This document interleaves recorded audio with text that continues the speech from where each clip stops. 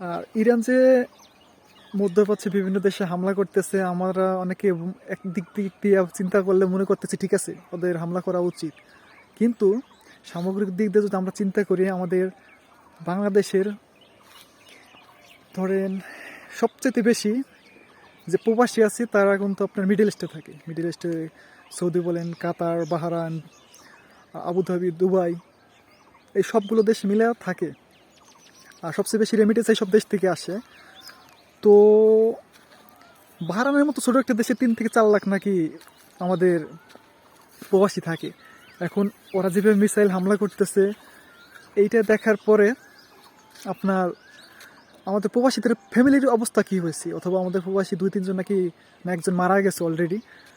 তো আসলে আমাদের এই রেমিডেন্স ছাড়া আমাদের দেশ তো মনে হয় না যে 3 মাস অথবা 2 মাস সার্ভাইভ করতে পারবে।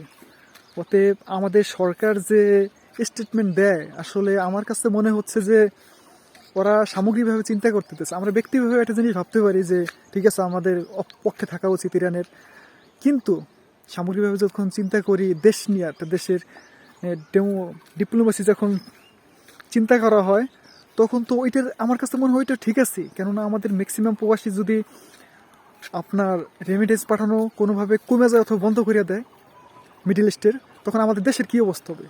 আমাদের রিজার্ভের পরিমাণ তো একবার তলানিতে চলে যাবে, তাই না? অতএব আমাদের ভাবতে হবে সামগ্রিক সব কিছু দিক মিলাইয়া। আসলে শুধু আমরা ব্যক্তিগতভাবে চিন্তা করলে, ধর্মীয় দিক থেকে চিন্তা করলে হবে না, এটা চিন্তা করতে হবে দেশ চিন্তা করে, তাদের দেশের সার্বিক দিক দিয়ে দেশের কীভাবে ওভারঅল ভবিষ্যৎ ফিউচার এইগুলো নিয়ে চিন্তা করে। এই জন্য ওরা এইরকম স্টেটমেন্ট দেয়।